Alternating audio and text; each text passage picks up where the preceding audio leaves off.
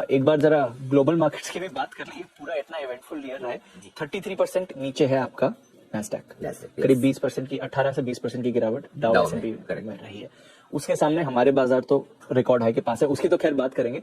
But finally कल दिखा कि एटलीस्ट साल का अंत तो यूएस मार्केट पॉजिटिव नोट में करने की कोशिश कर रहा है। बिल्कुल दीप, तो पहले तो एक जो इस साल की ओवरऑल जो आपने शुरुआत की उस पर बात कर लेते हैं कि हमारे बाजारों का देखिए, अगर ये इतिहास में पहली बार ऐसा हुआ है कि अगर नैस्डैक 35% नीचे हो, डाउ 20% नीचे हो और भारतीय बाजार पॉजिटिव बन, मुझे नहीं याद आता किसी भी साल में ऐसा कभी हुआ हो।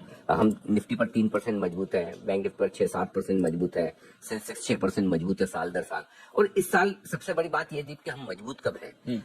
मैं बार बार यही कहता हूँ कि आपने अगर ट्रिपल सेंचुरी मारी है फिरोज शाह कोटला की पिच पर, और यही आप एक और पहले आप, मुझे नहीं पता आपने कितने जमाने से क्रिकेट ट्रैक कर रहे हैं, नहीं तो एक टीम एक और पिच ऐसी थी जो फिरोज शाह कोटला से भी गजब की थी। अच्छा। और वो पाकिस्तान में फैसलाबाद जिस उसमें किसी टेस्ट का कभी कोई फैसला नहीं हुआ। इतनी मतलब बैटिंग पिच थी। तो आप वहां पर ट्रिपल सेंचुरी मारे या फिर आप कहीं जमैका की पिच पर या फिर पर्थ की पिच पर 50 या 100 भी बनाए, वो बड़ी बात है। तो इस बार ये इम्पोर्टेंट कम है कि भारतीय बाजार ने प्रदर्शन अच्छा किया अमेरिका के मुकाबले में, है उसकी इम्पोर्टेंस, लेकिन इम्पोर्टेंस इस बात की कि किस सिचुएशन में किया है। 2022 ऐसा साल रहा जहां जितना खराब होना हो सकता था ठीक उसी तरह से जैसा 2020 में हुआ। 2020 से छोटी समस्या ही नहीं थी 2022 में।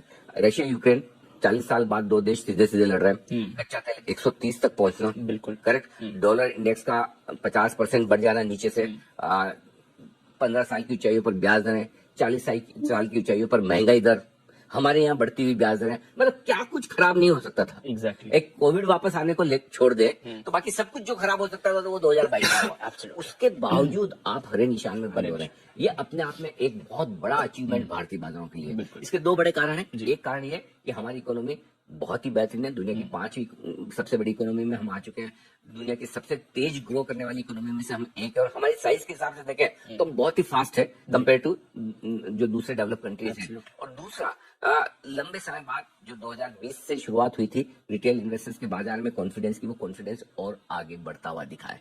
तो ये दो चीजें हैं जिन्होंने भारतीय बाजारों को संभाले रखा, और 2022 हम ना गर्व के साथ एकदम सीना चौड़ा करके सर ऊंचा करके बंद कर रहे हैं। नहीं तो आप सोचिए, अगर क्या बड़ी बात है कि डाउ 20% घटा है, हम 20% घट जाते हैं, 25 घट जाते हैं, बिल्कुल, नैस्डैक 35 घटा, उतना तो हमारा बनता ही है, करेक्ट, ये तो हमेशा से होता है, राइट। तो आप सोचो, आप 18,000 न होकर 20% नीचे यानी कि करीबन 14,500-15,000 होते हैं, 30% नीचे यानी कि 35% 12,000 के आसपास होते हैं, तो सिचुएशन क्या होती है। और खास तौर से ये उन लोगों को सोचने समझने की बहुत ज्यादा जरूरत है जिन्होंने पिछले हफ्ते 4 दिन की गिरावट के बाद हाई तौबा मचाई।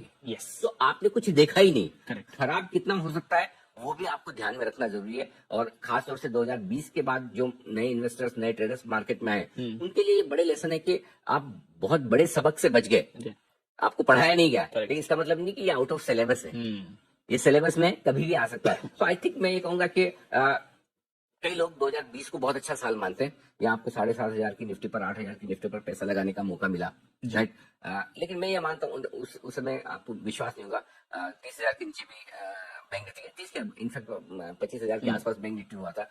लेकिन मैं ये मानता हूँ कि 2020 से भी बेहतर साल 2022 का रहा, क्योंकि 2020 में आपकी वेल्थ बनी, लेकिन 2022 में जो वेल्थ टूट सकती थी, घट सकती थी, वो घटी नहीं। कई लोग मुझे बार बार ट्विटर पे भी, कहीं सोशल गैदरिंग पे मिल जाते थे, कहते हैं सर वो 2020 में आपने जो चलाया था फरवरी में, नहीं लेना है, नहीं लेना है, अभी वापस वक्त नहीं आएगा क्या, नहीं लेना है, इतना सब कुछ तो हो रहा है, कच्चा तेल यहाँ है, रशिया यूक्रेन ये है वो है, मतलब नहीं है, वैसा लग नहीं रहा है, लगेगा तो क्यों नहीं बताएंगे। एग्जैक्टली। और वैसा फॉर्चुनेटली हुआ भी नहीं। तो अगर उस तरह का कोई मोमेंट आया, भगवान ने कराया आएगा फिर बात करेंगे। लेकिन एक बार फिर से कहना चाहता हूँ, पिछले हमने 2 हफ्ते पहले भी इसकी बात की, अब भारतीय बाजारों में ब्लैक फ्राइडे आने के आसार नहीं के बराबर। एकदम आप मना तो नहीं कर सकते कोई एकदम आउट ऑफ द बॉक्स कोई ऐसी चीज हो जाए, लेकिन अगर आप ये सोचे कि ग्लोबल मार्केट्स की वजह से, कोई खराबी की वजह से हम वैसा देख लें, तो उसकी संभावनाएं बहुत कम है। बिल्कुल।